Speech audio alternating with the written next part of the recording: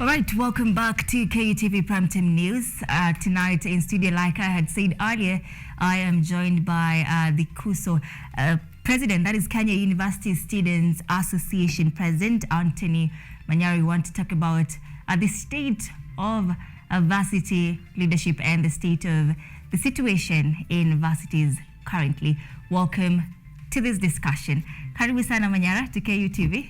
Thank you so much. Glad to have you here with us. Yeah, it's my pleasure. Okay, so let's just start. Let's hit the nail on the head. So what are you doing right now for the students or the university students in Kenya right now? Well, we can say there are a plethora of issues which we focus on.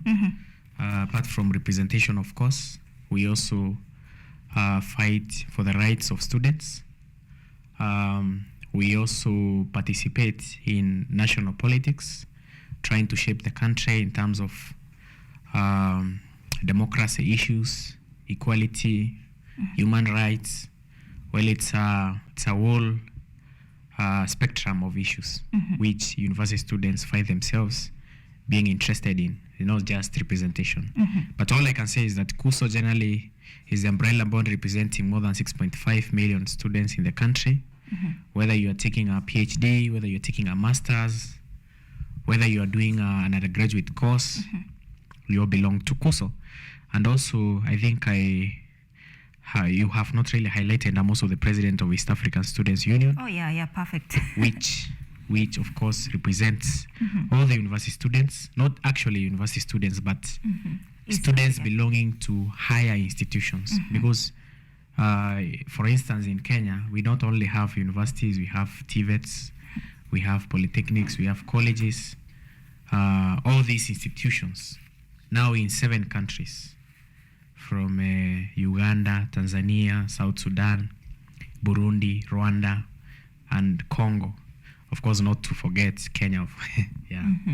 So I can just say I'm in shoes which we really make decisions on how university students generally can be able to participate in many issues, opportunities, also seeing how their voices can be heard, also seeing how they can be able to be mainstreamed in national politics in their respective countries.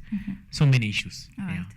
Are you talking about national politics? Why have you chosen to fight for the rights of university students in opposition and not directly in the current government? Well, I may not say I want to fight for students in opposition, but I would like to say that as KUSO, we welcome a political narrative, or rather a political side, which supports our ideologies, a political side which works with us, which provides mentorship, which is ready to listen. We can be able to get solutions for the problems that we have in our varsities. Take, for instance, the way we have issues to do with help. If I was in government right now, I would be telling students, the money that you are expecting to come, please wait for 6 months. This is what this is the stand of government. They have to negotiate. They have to budget for it in the next financial year. That kind of language.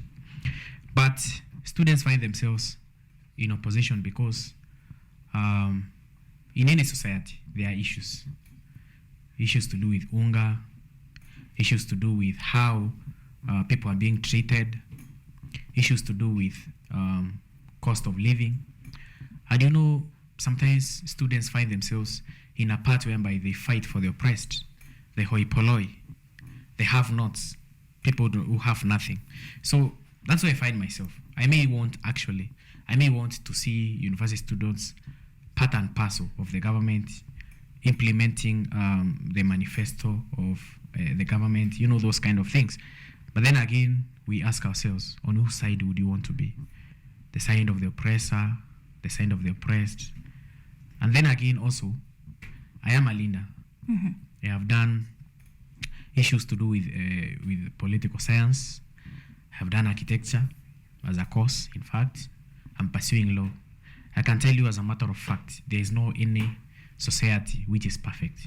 There is no any government which is perfect. So sometimes, even if people perceive that I'm championing issues in opposition. Remember, KUSO is bipartisan. KUSO is non-partisan. It is impartial. So I have to work with the opposition. I also have to work with the government. But the opposition makes more noise. The opposition is felt in a greater manner more than the government. Remember, when you're employed in government, you cannot make noise again. Take, for instance, right now you're in KU TV as a serious anchor. Oh, by the way, I'm a big fan of your shows. Thank you. I'll tell you as a matter of fact, if you're an activist in the university, in KU, and then you are very noisy, you're up and down, you're active. When you get employed by KU TV, which is a small segment of KU, you will no longer make noise. You'll just sit down, get your salary, do your work, go home. Correct? Same case with government. We are seen to be more vocal because we're in this other side. But in this sense, I'm working with both government agencies, government institutions to make things work in the university. Like last week, I was in a meeting with the CS education. I was in a meeting with the PS education. We had stakeholders, CEOs like HELB, Ringera. We had Universities Fund Board, Mr. Monari. We had KUCCPS, Dr. Wahome. All these people belong to government. Now, if Manyara was not really serving students belonging to government, or rather supporting UDA, why would I be in a meeting with appointees of the government? What I'm simply saying is, the students I represent, they belong to different parties. As a president, I need to be impartial. I need to use an eye whereby I don't see where you support. We want to see how you get your service. Yeah. All right. I would really love to get a video of you speaking in Ufungamano. What is it? Ufungamano House. Director, can we have it? If this government is to blame for very many problems that students are facing today. Jambo la kwanza ukiangalia mambo ya HELB. Last week but one we had Kabianga University demonstrating. We had very many universities that have demonstrated sababu ya mambo ya HELB. Mimi baba nataka kukuomba sahi ututengea hata kama ni Friday tuendelee na maandamano yetu as university students. That's you, right? Yeah, of course. So you said government is to blame for the challenges that students are facing right now. But has it responded yet since you said? I remember very well when Raila announced their demonstrations. Just 1 week after, I also announced that we'll be having our own demonstrations every Friday for university students. Remember, the position I sit at is not of my own creation. These are students who have elected me. These are people who have problems. Now, if I sit back, very many students are dying of suicide, depression, a whole myriad of issues. As we sit here in KU, there is a place we call KM. KM. Right? If you go to the University of Nairobi, there's a place we call Klabu. These students, if you come here at KM, chapati goes for, I think, around 30 shillings right now. If you go to Klabu, it's around 20 shillings. When I was chairman University of Nairobi, SONU, now called UNSA, University of Nairobi Student Association, chapati was costing in Klabu 10 bob. I'm being told that chapati is actually 10 shillings in KM. KM? Yeah. Well, I'm just saying Klabu. Okay. You know now, me, I'm basically very much in tandem with university students there at University of Nairobi because that's where I study. But I can tell you, chapati right now is 20 bob. Now, in any mess, in any institution, there should be subsidies. They should be able to tone down the prices. Chapati in a university in a mess should cost like 5 shillings. If you are buying ugali, you know, messes zile za pale University of Nairobi. When I was chairman, with the 20 shillings, ulikuwa unakula unashiba, including madondo, you know, all these things. They were available in the menu. From dengu, you know, those things. But what I can say is, when I made that speech, which you have seen right now, I had a choice. I've gone, sometimes we try diplomatic ways of solving a dispute. Remember, nowadays, you have not seen students on the streets, pale, anniversary towers, throwing stones. There was an era whereby vehicles were being broken, glasses, that kind of aggression. But my leadership is different. First of all, you ask yourself, you have this problem. Let us try to solve, just like the way the national government, the National Assembly does when MPs have delayed salaries. Unatafuta the stakeholders, including CS for Treasury, all these stakeholders. You sit down with them, you ask them, where is this money? This is not money to put in my pocket as Manyara. They tell you it's not here, it's there. Now there's a time, I won't mention who, we sat down in a very comprehensive meeting with serious stakeholders, and they told me, you are looking for 5.7 billion to pay continuing students. But this money is not available because MPs, they protested and said their salaries have delayed. They even went to Mombasa to protest, those kind of things. No, actually it was no salaries. It was CDF kit. I remember very well. Now I asked them, okay, so now students here, they are frying rats, they are hunting birds, they are living in a scenario whereby they skip meals. In the university there's a term which people say kuinama. Mwesikia jina? I have, but I don't know what it means. Really? Yeah. Unajua wewe unakaa kama comrade. Sana shangaa ujui kuinama ni nini. It's whereby I am not a comrade. It's whereby I'm okay, fine. It's whereby you skip a meal. Yani unainama hivi, njaa inapita. You understand? And sometimes they do it even twice. Lunch, dinner. Nataka tu ufanye sample siku moja wanafunzi wakikuja. Especially wale wenye waishi hapa ndani shule. Unajua wako shule, sometimes they can afford meals within the institution, but I think meals in the institution are even more expensive than outside. Some of them. But the way I know KU at the moment. But I can tell you as a matter of fact, ask them. Unakulanga mara ngapi kwa siku? Do you know what breakfast is? Have you ever gone through a word called brunch? Where you combine breakfast with lunch. Unaelewa? There is real pressure. So, in university, there are very many things which are really oppressing a normal student. Not just hunger.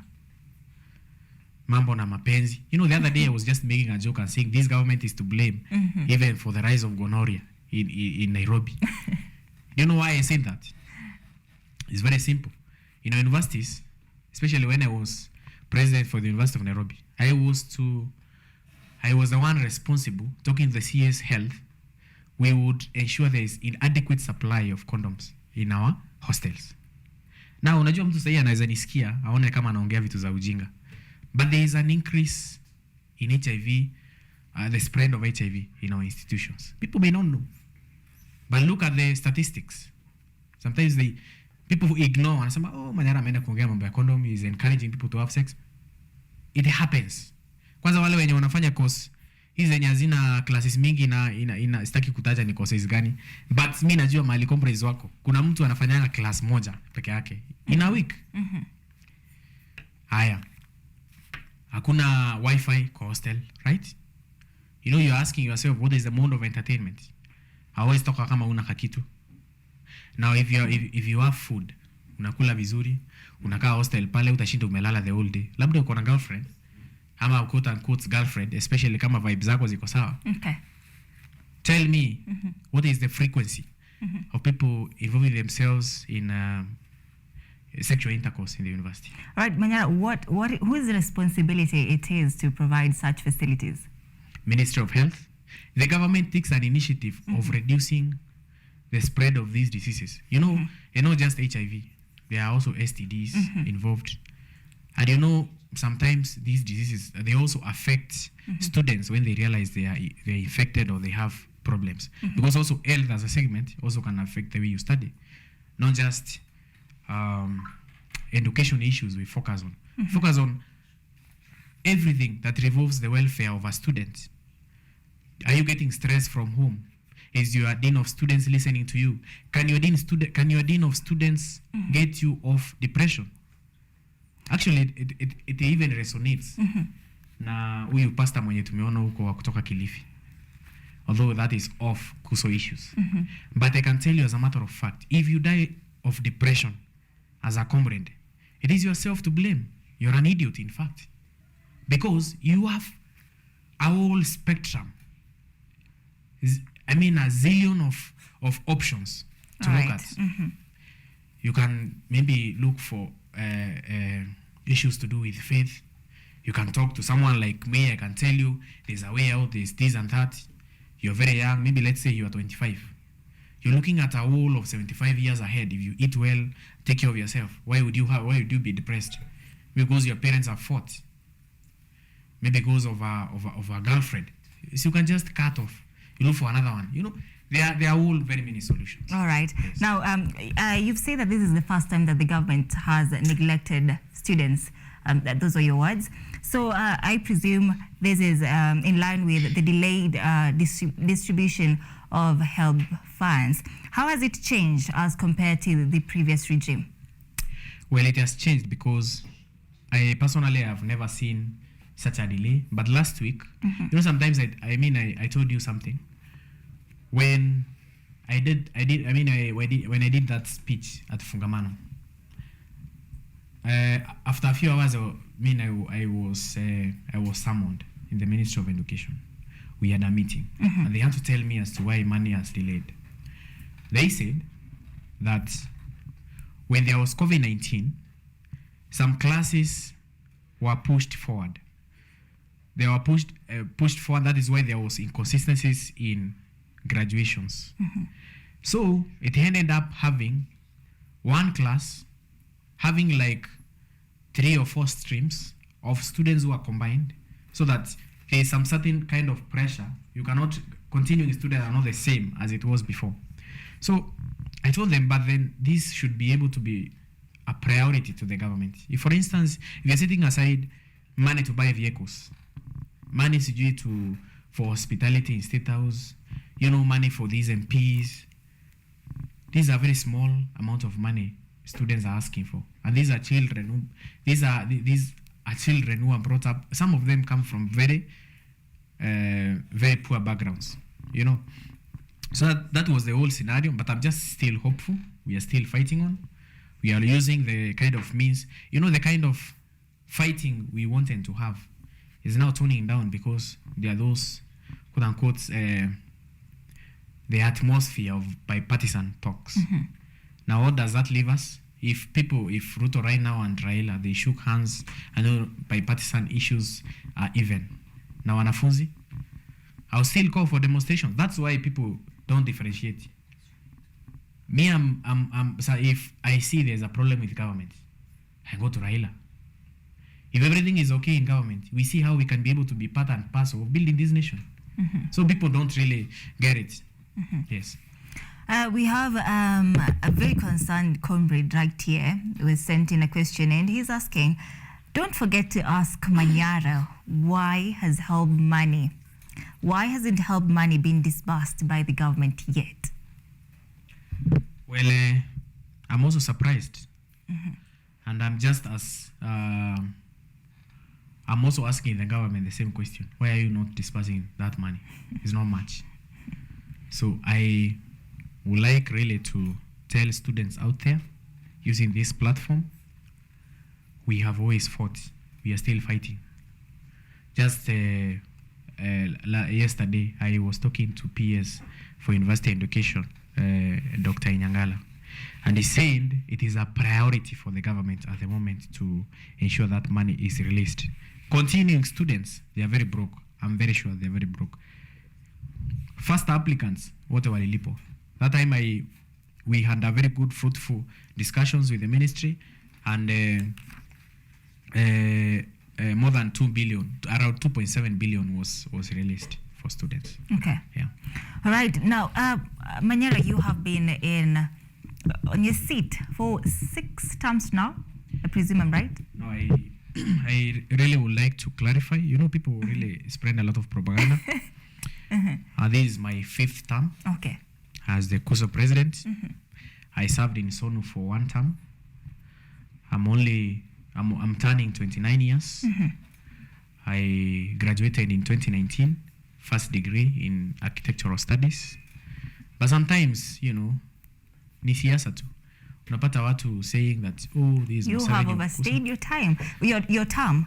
That is what we are getting here right now. A very concerned comrade is saying Manyara has really overstayed in his term. Okay. Yes. It's for sure. I'm not the one who sets the rules. Also has a constitution. Every time I want to exit, they pull me back. They say that you're the only person who is capable of handling our issues. Remember, when someone is elected into office, you need time, transition issues to catch up. To know Minister so-and-so. Do you know how long you can take to get an appointment with a CS? Kama ujulikani, uje useme we ni KUSO chair, and you are new. It's a new face. I know this government, the greatest problem, not just this government, even institutions. Those students, there's something we call bureaucracy. You write a letter now, before it reaches the end, before it acted upon, it's a whole rigorous process, which sometimes you might get tired along the way.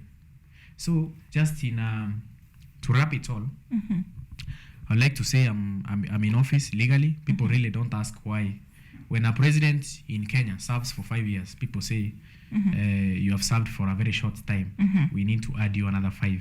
Now in East African Students Union, which my term started in 2021, I'm supposed to serve for 4 years. Renewable. And this is 2023, right? Now, if you go to All Africa Students Union, the term is also 4 years. So if, for instance, right now, you question, KUSO we elect every year, in fact. Mimi nataka kutoka, watu wasema hapana chairman, kuja, si tunataka kuona kwa ballot tu. And they just vote for me. All right, yes. Now as we wind up, somebody's asking campus politics. What's the way forward? Comrades needs help, money. What's your message to the government of the day as we wind up? Now you see, you cannot pickpocket a naked man, right? Students right now, they have very many problems. I am willing to sit down with serious key people in government. And this is something we are still working on. We want to see a scenario in which students are also part and parcel of providing solutions for the key problems that we have in the country. So yes, indeed, we will be able to look for ways to work with the government, especially when our issues are well much addressed. University students have been in opposition since 1963. It's not the first time. I've always seen students really being on the other side of checking the government, this and that, But I feel we're gonna make a U-turn. We'll be able to see how best we can be able to participate, just like the way we are seeing. Sio watu wanakaa huko wanafanya kazi na serikali wanatuangalia wanaona wale ndio opposition.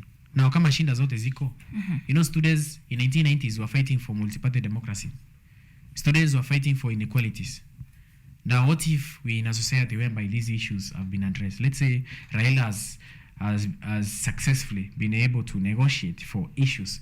For instance, electoral reforms, maybe cost of living. There is a whole committee formed from opposition and government. The issues of the opposition are addressed. Where does that leave us? We are not willing really to stay on the cold trying to fight for people. We will be able to join the same government, Okay. Yes. All right, so should comrades look forward to better days ahead? Well, this is just a secret I can give you. There's a party we are working on. Just like the way someone said I've overstayed in KUSO. I'm almost exiting, actually. I'm starting my own party. But that party is not my own creation.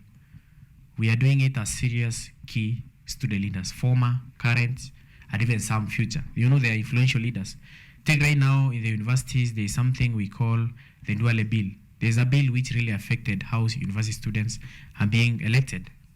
Now, these are the kind of issues we want our party to address. Remember, I've done more than 13 petitions in the National Assembly. I have even petitioned to the Education Committee of the National Assembly, actually bicameral house, both the lower house and the upper house. All of them have been thwarted. They have been killed at Utero. We try, then some people sponsor, inhibiting the whole process. Who are these people sponsoring and inhibiting this process? So Some we serious can key have people. facts. Some serious key people. And Because can't we tell have me the names? 13 petitions really. 13 petitions. You know, sometimes in Asemanga, maybe that is why the government really doesn't support youth issues. Josie, if you look at National Youth Council, siwaliachisha elections because they don't want young people to get those platforms. But who will speak for those young people? Is that right? Are they So, really fighting students? That brings me now to the issue of me forming a party. There's a party we are coming up with. Right, We wouldn't right. want really to say the name because Why? we'll also open up a can of worms. People somewhere But will this be is able a to national conspire. television and we have to be speaking facts live on air. Yes. We don't want things, just like they have said, we don't want things to be killed at Utero. All right, so Yes. we are allowed to say that those But are what I can your say own is, opinions and not of you the know, there's national a student leader here television. who was in KU. Last elections, he was elected as an MCA somewhere. If you look at the University of Nairobi, Parklands, there's a student leader who was there. He was a chair of that Parklands campus. He was elected an MCA. Now, who brought that motion to National Assembly and it was passed? Me. He went there and said, you really do not need to have a degree for you to qualify to vie for an elective position. And it was passed. What we want in this kind of party is university students, instead of being used by politicians, using and dumping, because that is what is happening. You come, we give you a ticket for free. You vie for any position you want. You get that position, you serve your people. Isikuwe kuna mtu fulani anakosa kupata kiti because you didn't afford maybe 15,000, 20,000, 50,000 given by these other parties. This is the same party will be able to question people. You were elected. Have you been able to achieve your manifesto? Were you honest to people? Have you fulfilled all the promises that you made to the people? Such kind of issues. All right, thank you so much, Anthony Manyara, for making time for us tonight. Glad to have you here. We honor your presence right here. All right. That is KUSO President Anthony Manyara, as well as